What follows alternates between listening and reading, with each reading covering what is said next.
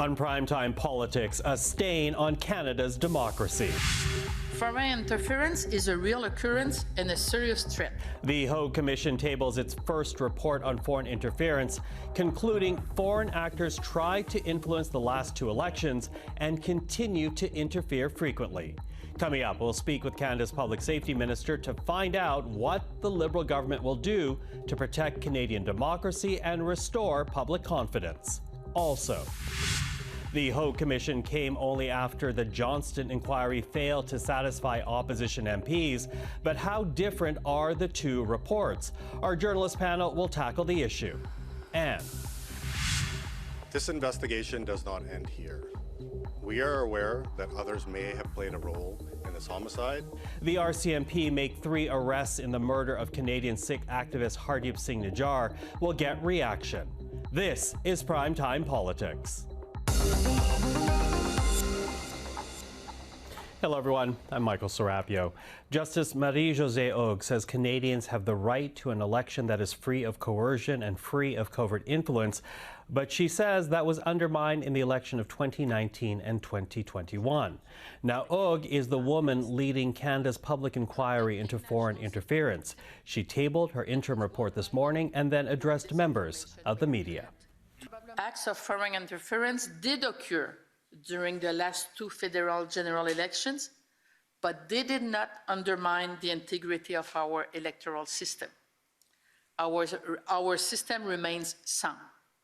Voters were able to cast their ballots, their votes were duly registered and counted, and there is nothing to suggest that there was any interference whatsoever in this regard.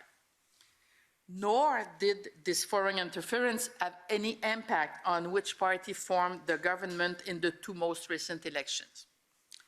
Nonetheless, the acts of interference that occurred, some of these acts have been established while others remain only suspected, are a stain on our electoral process and impacted the process leading up to the actual vote. Well, with more on the Hogue Commission's interim report, we're now joined by Canada's Public Safety Minister Dominic Leblanc. Minister, thank you for joining us this evening. Good evening, Michael. Now, your report says, or rather this report says, that your government will need to do some work to re-establish public trust. In the foyer today, when you talked about it earlier, you did mention that something was going to come soon. What exactly can Canadians expect in the coming days? Will it be legislation on the creation of a foreign agents registry? So we recognize for a long time that one of the things that malevolent foreign state and non-state actors seek to do is exactly that, diminish confidence that Canadians have in their democratic institutions. It's a challenge for other Western democracies as well. So we certainly take what the Commissioner said in this regard very seriously.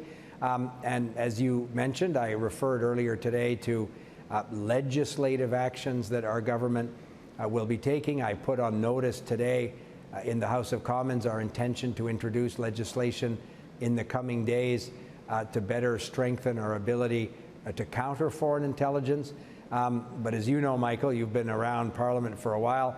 Once legislation like this is on notice, out of respect for Parliament, we're not going to discuss the contents of the bill, but it will be introduced in the coming days. And once it's introduced in Parliament, perhaps I can come on your show and discuss the details. Well, for the record, you're always welcome on our show, so happy to talk about that. But listen, you know... Maybe we'll do it next week. Okay, I look forward to that. But why has it taken so long, Minister? Because, you know, when you talk about legislative changes, but on the Foreign Agents Registry alone, you know, that's something that's been talked about even before allegations of Chinese interference surfaced. My recollection of it goes back even to the days of the convoy protests. So why has it taken so long to even get that one piece up and running? And again, this is it's not a simple undertaking. Diaspora communities have understandable concerns that legislation in this regard needs to be drafted in an appropriate way, that you deal with, for example, things like lawyer-client, solicitor-client privilege. There's a whole series of complicated issues, so it's not a simple undertaking, but it's an important one and it's got to be done right. But as I said, the legislation that we hope to introduce in the House of Commons next week will really seek to strengthen our ability to detect and resist and defeat attempts at foreign interference. So I look forward to discussing those details with you when the legislation is tabled. Okay. Listen, let's get back to the Hogue report itself, though, because, you know, this interim report, it also talks about intelligence assessments not reaching the intended recipient or being misunderstood by those who received it. And we heard that in testimony, even before today's interim report. Have there been any changes already made or coming down the pipes to ensure that that process gets better? Yeah, of course there have been. I mean, this was a challenge, Michael, you'll remember. Last spring, last winter, it was clear that the ability of intelligence services and the RCMP in some cases to properly share information with either political responsible persons like myself in the case of these national security agencies needed to be robust and assured. I am confident the Prime Minister has made some very, very clear directions known to the national security agencies. I see it operationally in my work with CSIS and other partners. I'm confident that some of the challenges that existed previously have been corrected, and I'm confident that the director of CSIS and others that I talk to often about these issues and others are sharing with me the relevant information and more importantly, putting it in a context as well. So I've learned since I became Public Safety Minister, Michael, the difference between a piece of sort of raw intelligence that hasn't been corroborated, hasn't been tested against other intelligence products, and isn't, to your point, your question was about assessments. Those are obviously valuable products because they put the information or the intelligence in a context that people like myself that aren't security experts can understand and can work with partners to ensure that we're taking the appropriate steps. So I have every confidence that those measures are in place. But again, this was the interim report of the Hogue Commission. Madame la Juge Hogue, Justice Hogue, will be at the end of this year bringing in her final report, which will, we hope, and the terms of reference contemplate this, contain recommendations as to what the government and Parliament and others could do. So we look forward to those recommendations as well. And if we can strengthen any of these measures, of course, we'll want to do so. Okay. You know, before we're done, interestingly enough, as this report was being tabled and Justice Hogue was speaking to members of the media, we got news that the RCMP arrested 3 individuals in connection to the murder of Hardeep Singh Nijjar. You know, the Prime Minister did say that there were credible allegations that Mr. Nijjar's killing was carried out with the involvement of the Indian government. As you and I are right now talking about foreign interference, what message do you hope the arrest of these 3 will send out to any foreign actor or entity? So obviously I'm very happy with the work that the RCMP has done on this difficult case. The arrests today were an important part of that independent police process. I also noted that the Assistant Commissioner for Federal Policing in the Pacific region made clear in his comments that there were distinct and ongoing investigations that were underway, including the potential links to the government of India. So this is not the final efforts of the RCMP. Their work is ongoing, as they noted themselves today. So I think the message is that we take transnational repression very seriously. It's a challenge I've discussed, including as recently as today with the U.S. Homeland Security Secretary and the British Home Secretary. This is not unique to Canada, but Canada is a rule of law country with effective police forces that will investigate and prosecutors that will prosecute those that seek to perpetrate these crimes. And we'll continue to look for ways that we can renforcer, that we can reinforce legislation or resources that police and other partners have to make sure everything possible is being done. How important will successful prosecutions be to back up the Prime Minister's allegations about Indian government involvement? So I don't want to prejudge what a criminal trial might do or the evidence that will be introduced in a criminal trial. I think it's important to note that it's in the hands of the judicial system now, which is appropriate, but it's also important to note that the RCMP have confirmed that their work is ongoing and these separate and distinct investigations are continuing. So I think we should have every confidence that they'll do this work effectively. Ahead of next week when you make the announcement, I do also want to squeeze in one more question here about something we heard from Mr. Chong, because in Mr. Chong's discussion, he was raising the fact that there was a private conversation between the Prime Minister and Commissioner Hogue, in which Commissioner talks about the Prime Minister making the statement that unendorsing your candidate in Toronto's Don Valley riding north would have a direct electoral consequence in a race that Liberals were expected to win. Does that reinforce what Conservatives have been saying, that the actions of your government were influenced by the seat count that you were eyeing in that campaign? No, and coming from the Conservatives, Michael, it's not particularly credible. Mr. Poilievre, when he was minister responsible for democratic institutions, had public warnings from CSIS over a decade ago about foreign interference. The Conservative government at the time did absolutely nothing to put in place measures to counter, to detect and disrupt this. We're the first government to have done that. When I asked Mr. Poilievre a year ago if he regretted that, he said, of course they didn't do anything because it wasn't in their partisan advantage to do so. So I think that we have shown that any incident of foreign interference is something that we take seriously. And we've stood up measures, that we've expanded, that we've adjusted, we've evolved. And the Hogue Commission report is a very important step along that path. The National Security and Intelligence Committee of Parliamentarians has done good work, and there are other groups that are reviewing this. So we'll continue to be guided by that advice and not the partisan comments of the Conservatives. Minister Dominic Leblanc, thank you for the time this evening. Thanks very much, Michael. The Public Safety Minister Dominic Leblanc. Now, we also got reaction from the opposition today. Take a listen to MP Michael Chong, the Conservative Party's Shadow Minister for Foreign Affairs, followed by the NDP House Leader, Peter Julian. Commissioner Hogue's first report comes to conclusions and findings that are starkly different from what the Trudeau government has told us over the last 18 months, and conclusions and findings that are different from the report of Mr. Johnston of a year ago. She concluded that interference occurred in the last 2 general elections. And while this interference did not have an impact on which party came to power, it could have had an impact on the results at the riding level.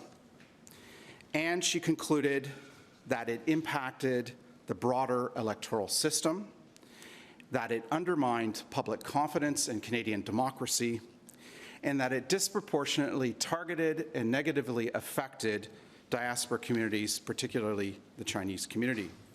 And so this report is a damning set of conclusions and findings in the first phase of this inquiry about what the Trudeau government has indicated over the last 18 months and contradicts much of what the government has told us over that period of time.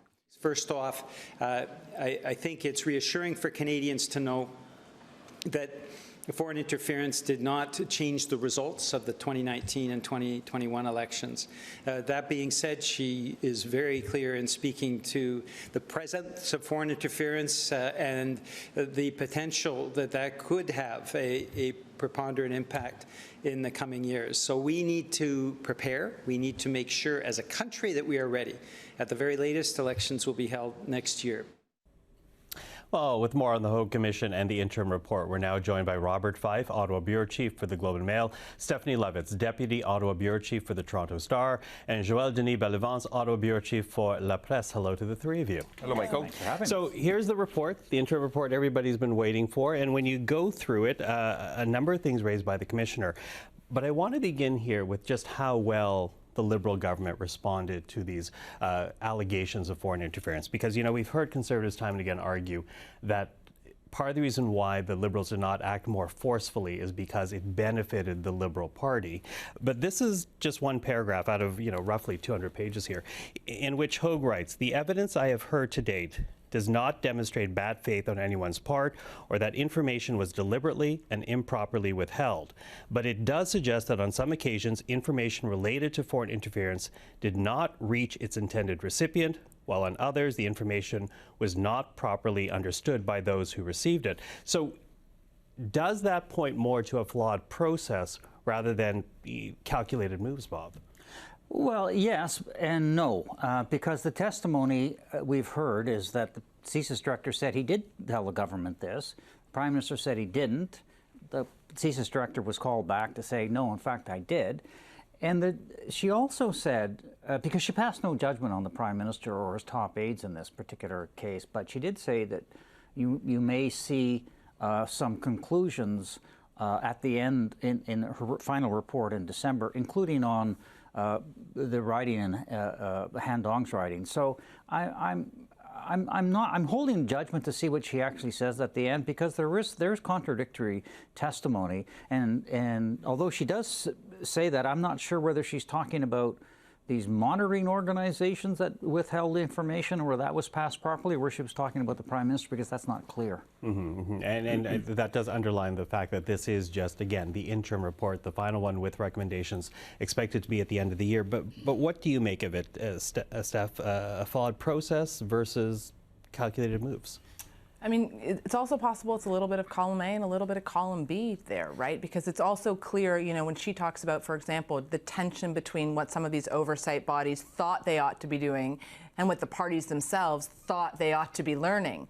And the question is, well, why didn't we can't get at their motivations, right? She says, as Bob notes, she's not passing judgment here. She's not testing the veracity of the intelligence. She certainly didn't conduct her own sort of secret spy level investigation into all of this. She's asking us, as her predecessors have done, to just trust her to say, listen, I've assessed all of this. There's no obvious sign of intent, of malicious intent, let's say, or partisan intent.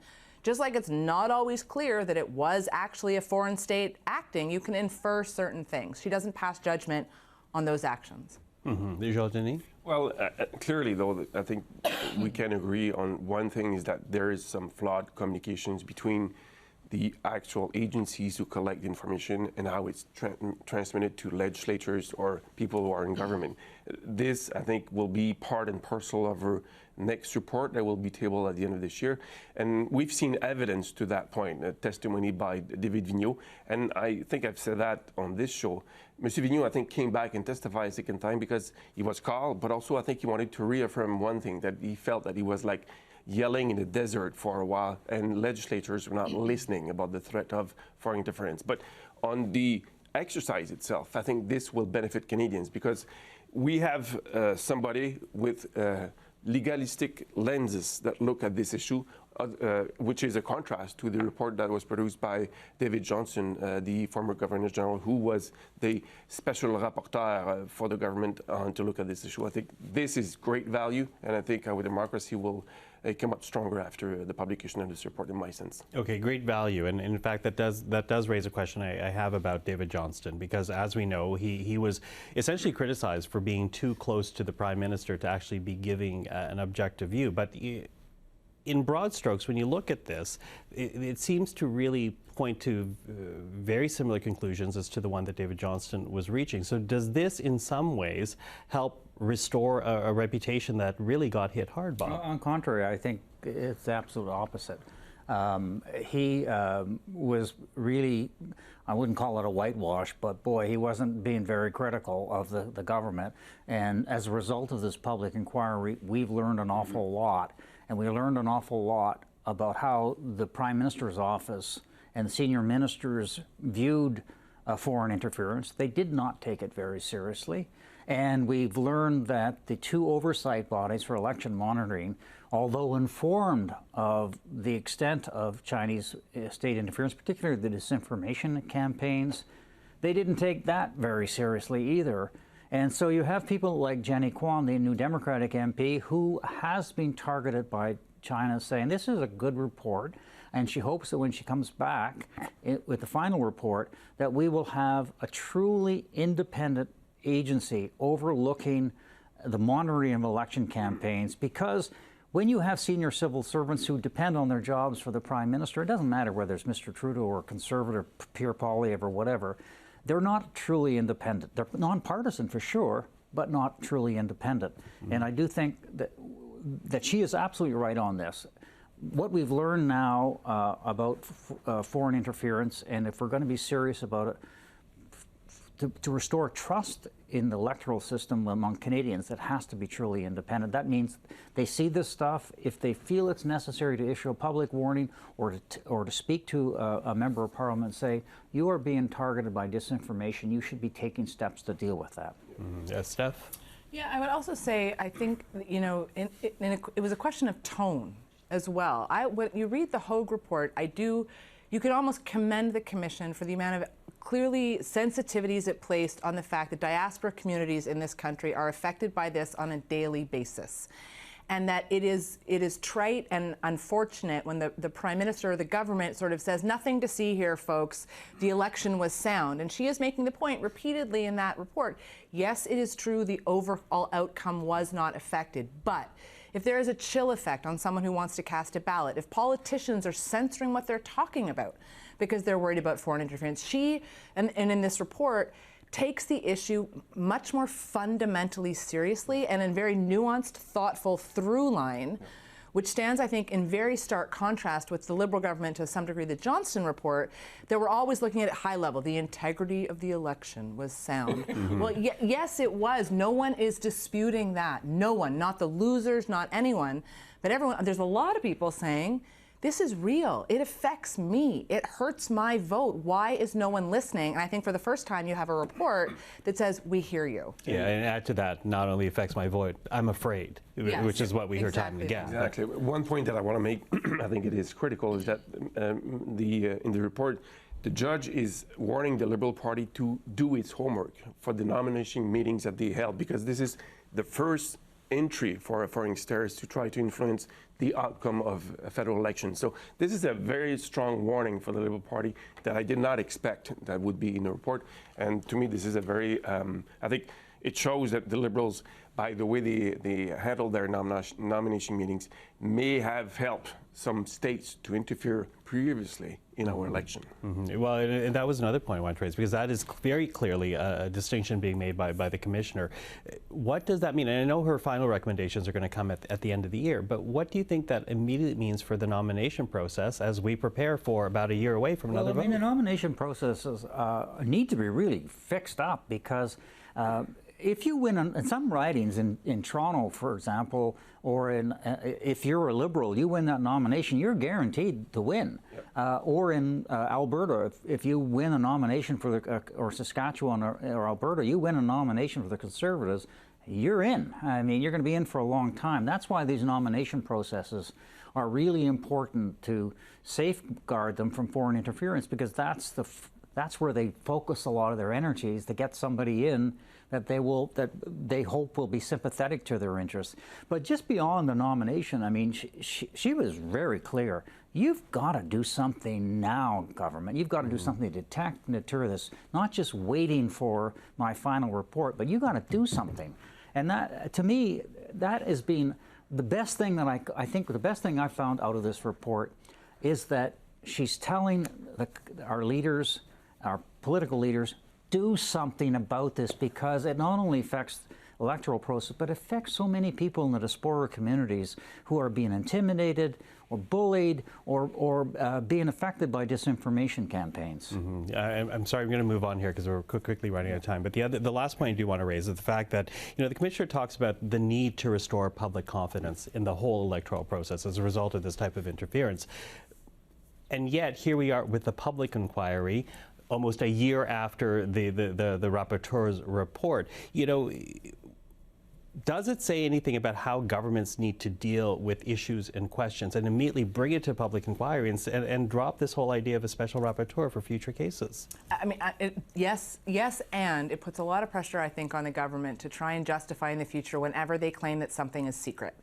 Because what is clear from the Hogue process is, even in her limited time, even with the few hours she had available, think about the treasure trove of intelligence materials that were able to be made public because someone in a position of authority pushed back and said, that does not exactly need to be classified.